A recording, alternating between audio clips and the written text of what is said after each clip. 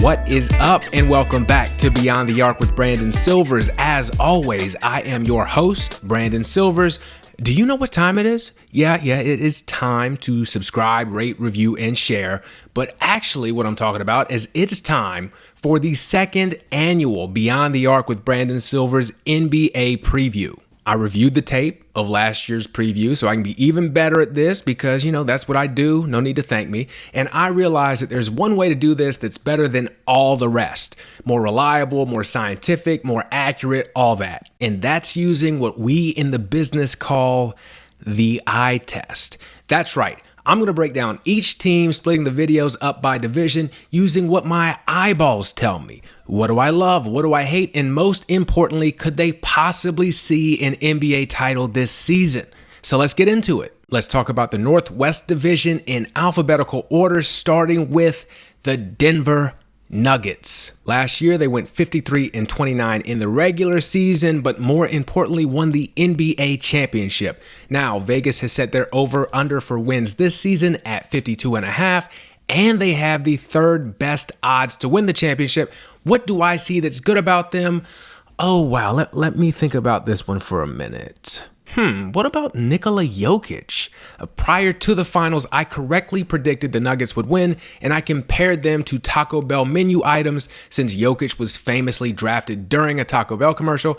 I called him the Nachos Bel Grande of the team, and I boldly stand by that take. He can do it all offensively. Post up, shoot, handle the ball, pass it, offensive rebound, anything you need him to do. You really can't stop him on offense. You really have to set out to limit his impact as best you can, typically by not letting him get others involved. Defensively, he's never going to be mistaken for Bill Russell, but he is serviceable. It's easy to see why he's a two-time MVP. And I'll be honest, I was one of those people who was like, look, if we're going to keep giving him MVP awards, then he's got to win something. And I'll be damned, he did. He turns 29 in the middle of this season, so if I'm playing it safe, he's probably got 3 or 4 MVP caliber seasons left in him, including this one. Now, the reason they won had just as much to do with Jokic as it did with the rest of the team, if for no other reason than to maximize his talent. You have to surround him with talent he can help maximize. Jamal Murray has a lot of talent to maximize. In the bubble playoffs, he looked like he was on the cusp of taking a leap to superstardom. He didn't quite do that, but he was on an upwards trajectory the season after that, until he tore his ACL. What should be scary for other teams is that last season was his first season back, and he spent most of it just trying to find his rhythm. By the time the playoffs rolled around, he looked more like the guy from the bubble than he did someone who had missed a year recovering from major knee surgery. If he picks up where he left off before the ACL, which is not even what we've seen from his past 2 playoff appearances, then look out. You're pairing a 25-5 guy who shoots 40% from 3 with one of the most unique offensive weapons we've ever seen. Then you've got KCP, who can knock down shots, defend, and had a couple of big games in the playoffs, particularly against the Lakers, as I wept openly. By the way, that's 2-time NBA champion KCP. You've also got Michael Porter Jr., who might be one of the most gifted scorers in the league, and Aaron Gordon, who might be the perfect power forward to pair with Jokic based on his cutting ability alone. Most of the major pieces from last year's team are back, but not all of them. So let's move on to what I hate about the Nuggets. First of all, you have to be scared of their lack of depth. Bruce Brown and Jeff Green were both key veteran contributors for them, and they're gone. Christian Brown played some key minutes for him last year, but seemed to have a habit of blowing defensive assignments and raising Mike Malone's blood pressure. You know what else probably raises his blood pressure? The only true backup center on the roster right now is DeAndre Jordan. Now, he's clearly a great vibes guy because that's the only reasonable explanation for why he keeps getting signed, because he's a complete stiff at this point. Reggie Jackson's here to help out some at guard, but that would have been way more exciting a couple years ago. Then you always have to worry about Michael Porter Jr.'s health, and when he's healthy, you have to worry about his complete inability to play defense. My hottest Nuggets take is to sell high on him now and trade him for depth. Bold move for a defending champion, but you don't get compared to Taco Bell if you're not prepared to live Moss. To me, as great as he can be on offense, he's too inconsistent there to make up for his complete lack of defense and the fact that it's only a matter of time before he gets hurt again. That's just how back injuries go, so move him now. What else do I hate? Well, Mike Malone. He gives off big-time college football coach energy. This is not a compliment. It's great he won, and the Nuggets did a great job of allowing him to grow into the position because other teams wouldn't have been as patient, but he seems like he would stink to hang out with. The anti-DeAndre Jordan. Also, it's time we start a dialogue about Jokic. This I don't even like basketball act that he has is going to wear thin soon, so let me go ahead and get out in front of that. Look, bro, you love basketball. You even love the attention that comes along with being great at it. Quit acting like you'd rather be hanging out with your horses, shoveling their shit all day. You might not enjoy all of the obligations that come along with being a star in the NBA, but let's knock it off. You love basketball and you love being a star in the NBA. Otherwise, you wouldn't do it. You don't accidentally or against your will nearly average a triple-double. I mean, look, man, this is America, okay? We care about our work here. It's all we care about. We're born to do it. We do it until we die. We prioritize it above everything. It's how we sometimes get health insurance. Even if you came over here without that attitude, there's no way we haven't rubbed off on you yet. So please be for real. Speaking of health insurance, fun fact, you need 3 different insurances for your head alone: general health, dental, and vision, which means it's time for the results of your eye test. And I'm happy to let Nuggets fans know that Denver has 2024 championship vision. Not a huge surprise for the defending champs who bring back their biggest and best pieces, but has got to make you feel a lot better too, just because it's coming from me, right? It's hard to look at what the Nuggets have and find teams around the league who can match it. I'd expect them, barring injuries of course, to be right back in the title hunt in June, at which point I'll have to come up with another fast food related comparison, so good luck to me. Let's talk about the Minnesota Timberwolves. Chris Finch's team was 42-40 last year. They went to the play-in where they absolutely blew the first game against the Lakers. Then they blew out the Oklahoma City Thunder to have the opportunity to lose to Denver in 5 games. Vegas expects them to improve in the regular season a little bit and has set the over-under for their wins at 44.5. And I can certainly see that because they're built for regular season success. So let's talk about what I love and how could you start anywhere but Anthony Edwards. Now, we certainly didn't send our best and brightest to the FIBA World Cup, but other teams certainly did, and Ant looked like one of the best players in the world, which certainly tracks not only with his physical gifts, but also how he's managed to improve each year he's been in the league. Last year's playoffs were a great example of this. Yes, they were no real competition for the Nuggets as a team, but he averaged 32, 5, and 5 with 2 blocks and just under 2 steals in 5 games. Small sample size, and he won't play 40 minutes per game in the regular season or else someone needs to go to jail, but he could be one of the best players in the league this season. His performance at the World Cup confirmed this to me. He looked ready to take that infamous next step. What's that look like for him? Well, to me, a better shot selection, more consistency with his three-pointer, which might be helped by a better shot selection, and bringing intensity and focus to both ends of the court night in and night out. He can legitimately be a lockdown perimeter defender. He's shown growth, he just needs some more polish.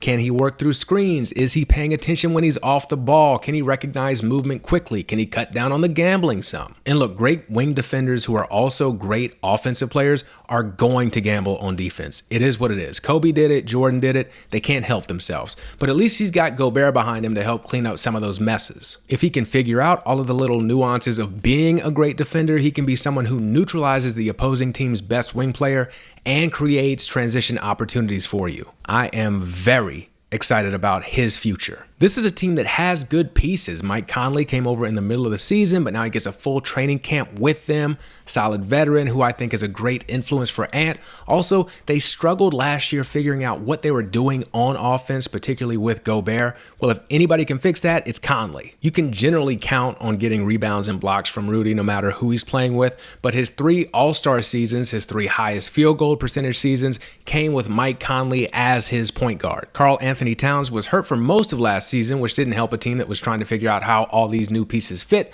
but all indications are he's good to go. In theory, he and Rudy are great complementary pieces for each other, so it'll be nice to see if that's actually the case. And if it is, they're going to make some noise. Then there's Jaden McDaniels. I have to apologize to Jaden McDaniels, I was not familiar with your game. Remember what I said about Anthony Edwards becoming a guy who can shut down the opposing team's best perimeter scorer? Well, he won't even have to guard him as long as he's Jaden McDaniels' teammate. Him not making last year's all-defensive team was probably the biggest snub of the league's award season because he had a legitimate case for being the best defender in the NBA. The T-Wolves set up an all-defense campaign webpage for him called Bad Night because that's what you're going to have when he guards you. Listen to some of these stats.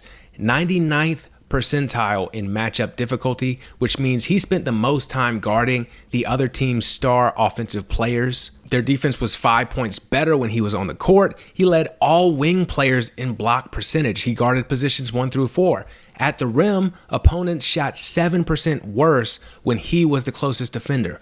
At the rim. On top of that, he averaged 12 points per game on 52% from the field and 40% from three.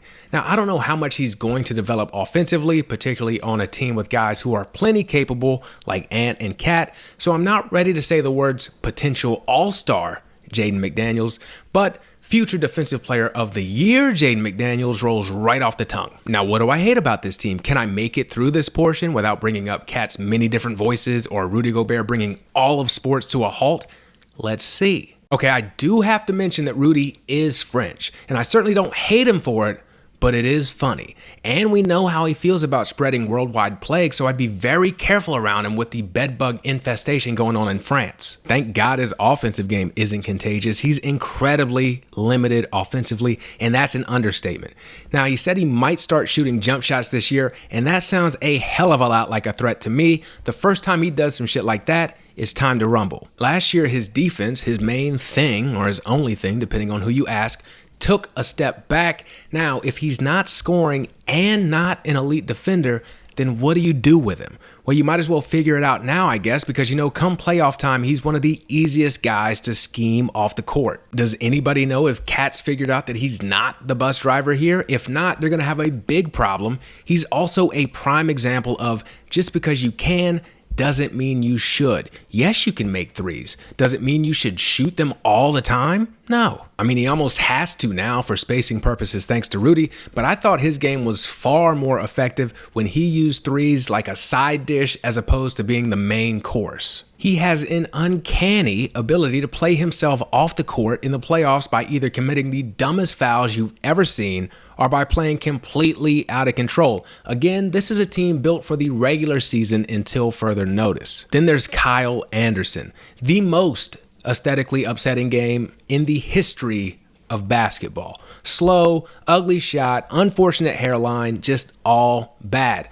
I'm ready to petition the league to suspend him for not taking performance-enhancing drugs. Okay, so what does their eye test say? Can they see an NBA championship this year? No. They need some prescription glasses, at least for reading. This is a team that's on the come up. They've got great young talent, one of the most exciting players in the league, but they're not a championship contender no matter how hard you squint. I think they improve on last year's record, make the play-in, possibly the playoff, straight up, depending on how things shake out. But I don't think this is a second-round team without a miracle or a major move. But that's fine. Figure out what you have with this team and develop your young potential superstar, because if he becomes what I think he could become, you might be able to throw the glasses away. Hey, it's the Oklahoma City Thunder. In last year's preview, I couldn't even say Mark Dagnall's name, but look at us now. 40-42 last season before losing in the play-in. Vegas thinks they see even more improvement this year and set their over-under at 44.5 wins. Let's talk about what I love about one of the best young teams in the league. It all starts with Shai Gilgeous-Alexander. What a season, 31-5-5, fourth leading scorer in the NBA, fifth in MVP voting, first team All-NBA, and he was relatively healthy for the first time in a couple seasons. Does anybody remember that he was originally drafted by the Hornets at number 11 in 2018, but they traded him for Miles Bridges and some picks? How'd that end up working out? Hornets' bad decisions aside, Where do you think he goes if we do a redraft? I'm definitely taking him over number 1 pick that year, DeAndre Ayton. Luka is better even considering defense, but he's probably number 2 ahead of Trae Young, right? The only argument for Trae is probably playoff success as the lead guy, and it feels like Shai's got a great chance to put that one to bed this year. He's got a very unique game, unorthodox, kind of herky-jerky, almost a little bit of a D-Wade, Manu Ginobili hybrid with less athleticism but more point guard skills, a fantastic mid-range game, and uses change of pace well to get to the hoop. The only complaint offensively would be his three-point shooting, where he's just average on low volume, but you would think that'd come eventually just based on his free throw shooting and his mid-range game, but it never did for Wade, so who knows. The second best player here is Jalen Williams. He started off slow due to a broken bone in his face, and he had to wear the Rip Hamilton mask. Took him a bit to get going even after the mask came off, but when he did, good Lord. Post All-Star break, he averaged 19, 5, and 4 on 55, 43, 88 shooting. Again, that's 55% from the field, 43% from 3, and 88% from the free throw line. He ended up finishing second to Paolo Banchero in the Rookie of the Year voting, and a lot of his advanced stats were actually better than Paolo's. I've seen a lot of Luka, James Harden comps for him, but the best part is he defends way better than those two have ever even tried. Now, do I think realistically he comes out this year and averages nearly a 30-point triple-double? No. But do I think he can make a leap and be that 25-5 guy the whole year and help the Thunder be a really good team? Yes. Josh Giddey made a similar leap last year, and I'm going to be honest, I don't know how he does this. He's not really flashy or athletic. He's kind of like if David Lee was a point forward and he had an Australian accent and a TikTok following. You look up, next thing you know, he's nearly got a triple-double. Now, he's never going to be a good defender, but can he improve his shooting? Well, Chip England works for the Thunder, and he's known as the shot doctor in the league. He's the guy who fixed Tony Parker and Kawhi's shots when they were with the Spurs. This is his first full offseason with the team, and if he can help Josh develop a three-point shot, they need to go ahead and just double the man's salary. It would open up both Josh's game and the Thunder's offense even more. So you've got these three really good players, and you add last year's number 2 pick, Chet Holmgren, to the mix. Now, do I worry about a guy who's a foot taller than me, who weighs less than I do,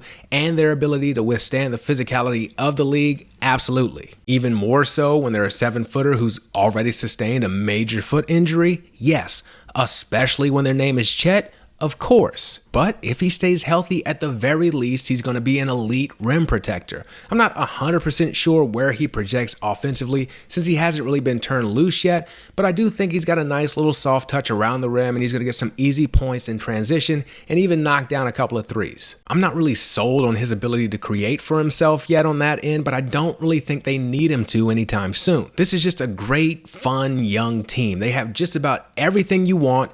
So what's there to hate? Plenty. Lou Dort is an elite perimeter defender who also shoots like he's being guarded by an elite perimeter defender even when he's wide open. Chip England is a shot doctor, not a shot magician, and he can't force you to stop taking bad shots either. Their logo makes them look like a fake life insurance company that was set up just to fraudulently get a PPP loan. Also, they have all the height in the world, but no size. The other Jalen Williams is the only person on the roster listed at 240 plus pounds.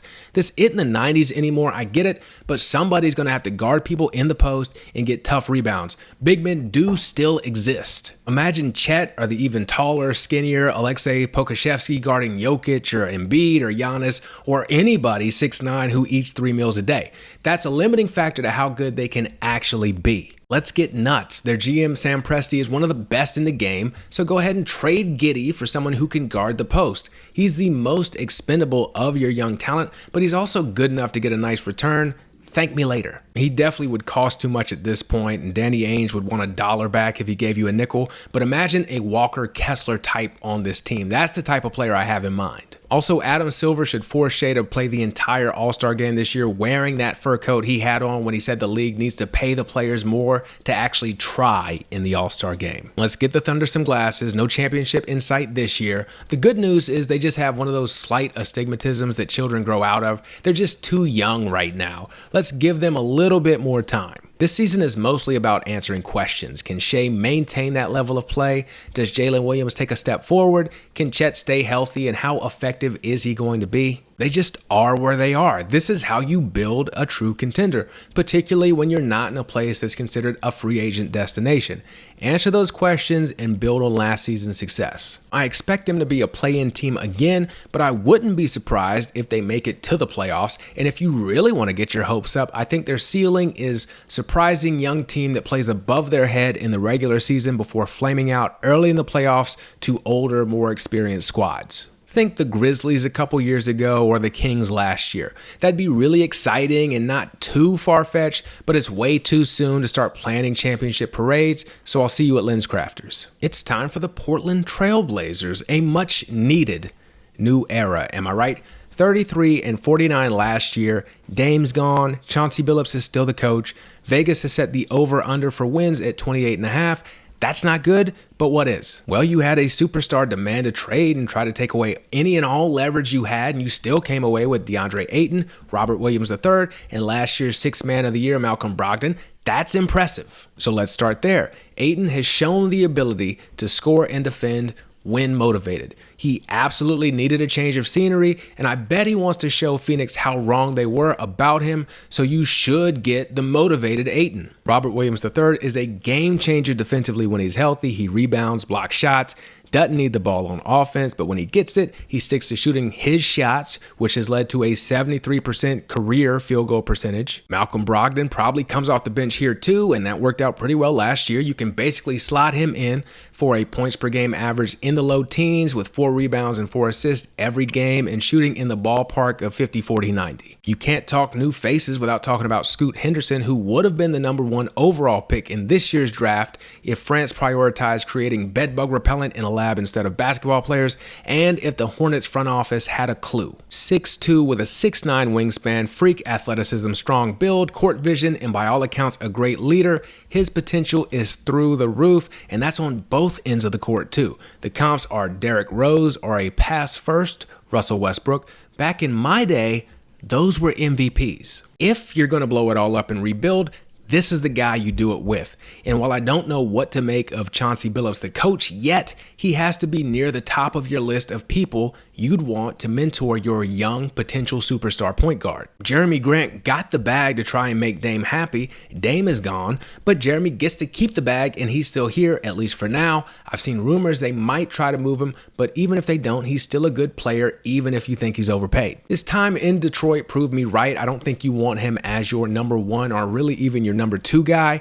Last year, he slipped back into an easier role and gave them 20 points a game while shooting nearly 48% from the field and 40% from 3. Even if there was a little bit of extra motivation knowing the bag was on the way, I don't expect him to fall off a cliff, and he's a much better defender than anybody who played for Jim Boeheim should be. Then there's Shaedon Sharpe, kind of a mystery heading into last season after not playing at Kentucky. You just knew he was an elite athlete. He showed that immediately. Then he got more comfortable as a basketball player as the season went on. Everyone was shutting it down in April, especially Portland, but he got 4 starts as a result, and he averaged 23, 6, and 5. Small sample size, grain of salt, all that, but it gave you an idea of what could be there in the future. The number 1 option is obviously going to be Anthony Simons, one of the best shooters in the league. Came into the NBA without playing college ball, and he barely played forever, just kind of hanging out behind CJ McCollum, but he kept working, and now he's that dude. He's been a 2 guard, but I think even with Scoot, we might see him handling the ball a little bit more. Obviously, he'll also be able to call his own number 2. Wouldn't be shocked to see that points per game go from last season's 21 up to the mid to high 20s. There are pieces here. We don't know what they make yet or if what they make is any good, but they're here and they're young. Simons is 24, Scoot's 19, Sharpe is 20. Williams and Ayton feel like they've been around forever, but they're 26 and 25. Shout out to youth, I miss it. All right, that was nice. Now let's talk about what I hate about this team. First off, they might legitimately give up 1,000,000 points per game. Simons tries, but he's undersized and a below average defender. Scoot is a rookie point guard, and rookie point guards just struggle to defend. Sharp hasn't figured out how to use his athleticism for good on that end of the court yet. Robert Williams should be a defensive anchor, but he's bound to get hurt again. He might not have been playing as long as it feels like to you and me, but his knees think he's been playing twice as long. It's a good thing the Trailblazers don't have a terrible history with big men who have chronic injury problems. Then there's DeAndre Ayton, aka Dominatin', as nobody calls him. There are people who can't defend for whatever reason, size like Simon, speed, length, whatever. Then there are players who have all that and they know what to do, but they won't defend. Ayton falls into this category. He only plays D when he's motivated, which means he only plays D when he's getting the ball on offense. Now, I understand rewarding the big fella, but my brother in Christ, you were playing with Chris Paul, Devin Booker, and Kevin Durant. Who would you rather have the ball in their hands? To pout about it to the point that you got benched for something called a Jock Landale is absurd. This is a man who, as the kids say, doesn't have that dog in him. And as far as I'm concerned, that's incurable. So it's not a matter of if this might be an issue again, but when. And everyone seems to hate him. Did you hear anybody on Phoenix say, oh man, we're going to miss him? No, he's a big whiny ass who Phoenix was so ready to get rid of, they traded him for basically nothing. The real concern should be, was the slack-ass defense a result of not getting the ball enough? Or was there some I already got paid on top of all that too? I cannot stand lazy-ass big men. Shout out to Andre Blatch, Jerome James, Benoit Benjamin, and the list goes on and on. At least pretend like you care. Okay, enough of that. Let's discuss the results of the eye test. Portland, I'm not telling you anything you don't know, but bitch, you got glaucoma. Luckily, I know you've got legal treatment methods there, so that's good, but don't even try to look for a championship this year or you might go completely blind. That's the bad news. The good news is you have no expectations. Expectations are the enemy of joy, sometimes at least. You just have hope and young talent. You might even win 30 games this year. Imagine how happy you'll be to win 30 games and go over Vegas's prediction for you. Cherish that. Eventually, you'll get back to having expectations that you fail to meet and being miserable. It's Utah Jazz time, a surprise team last year after blowing it all up and trading away Donovan Mitchell and Rudy Gobert. Coach Will Hardy had this team battling it out for a play-in spot and playing .500 basketball until they decided to shut it down the last month of the season. They finished 37-45, and Vegas has set their over-under this year at 35.5 wins. Forget about Vegas for a second. This is about me. What do I love about them? Raise your hand if you expected Walker Kessler to be this good this soon.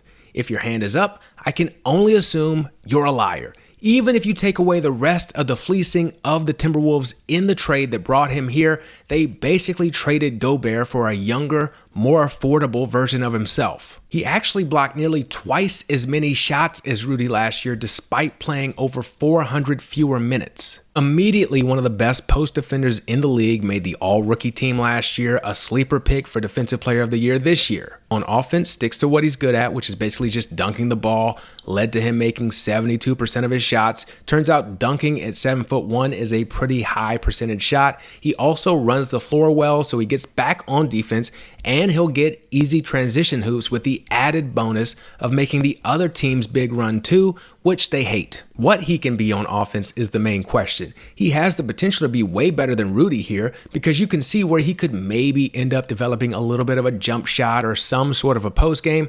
Time's going to tell on that one though.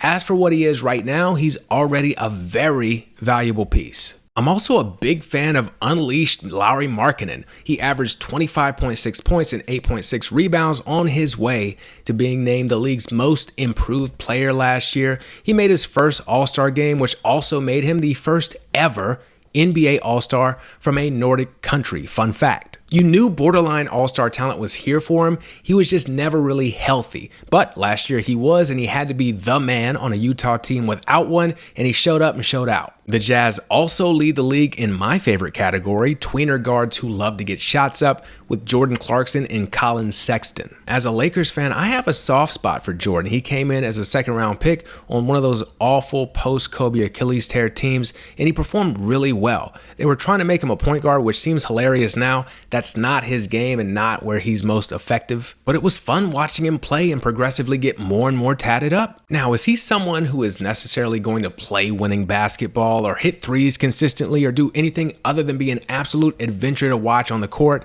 No. But adventures are good sometimes. Okay, so what do I hate about the Jazz?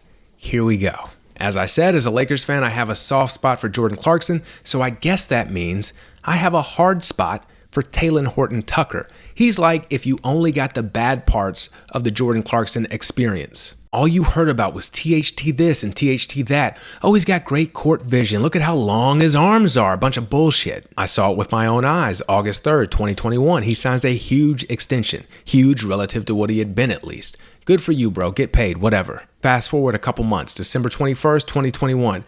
I'm sitting there in Staples Center. My first time ever being there, playing the Phoenix Suns.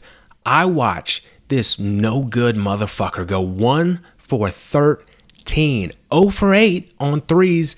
They were leaving him wide ass open and he couldn't hit shit. Now, mind you, there's never been a reason for Talen Horton-Tucker to shoot 8 threes in a basketball game. He's a career 28% three-point shooter, but he also has a negative basketball IQ, so he just keeps shooting them. He averages a three-point attempt every 7 minutes. He plays 28%.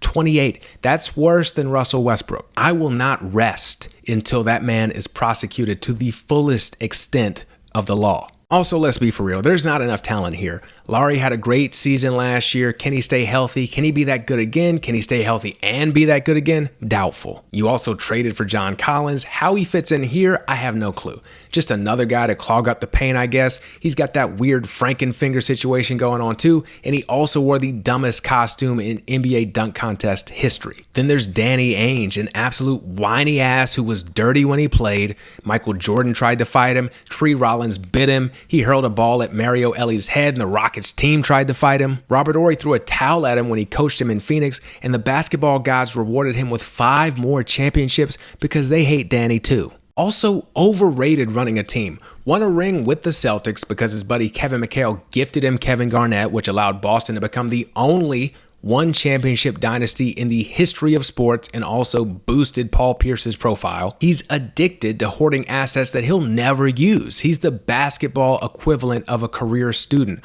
Oh yeah, just one more semester, then I'll go out and get a job and use some of these draft picks to trade for a superstar. Good thing you don't need to trade for a superstar since Utah is such a free agent destination. The NBA ecosystem is a very divided place, but everyone managed to come together and be mad all at the same time that y'all hosted the All-Star game last year. The 2 best players in your franchise's history are John Stockton and Karl Malone, and I consider them to be perfect representations of your fan base. Jordan didn't push off. Hiking is incredibly overrated. Okay, with that being said, it's time for the results of the Utah Jazz eye test. Oh, brother, yeah. Y'all definitely aren't seeing a championship this year. You got a better chance of seeing me in Utah than seeing a championship. Y'all won't even see the playoffs. Y'all need some of those thick-ass glasses Frank Layden wore when he was your coach. Maybe it'll help THT see the basket. Last year was a fluke, and you'll be coming back down to earth. There's just not enough here. But hey, at least you have all those picks that Danny Ainge will surely do something with, so it's not all bad. All right, that will do it for the 2023-24 Northwest Division NBA season preview eye test. Don't forget to check out the rest as they drop. Appreciate all your support, and I will catch you later.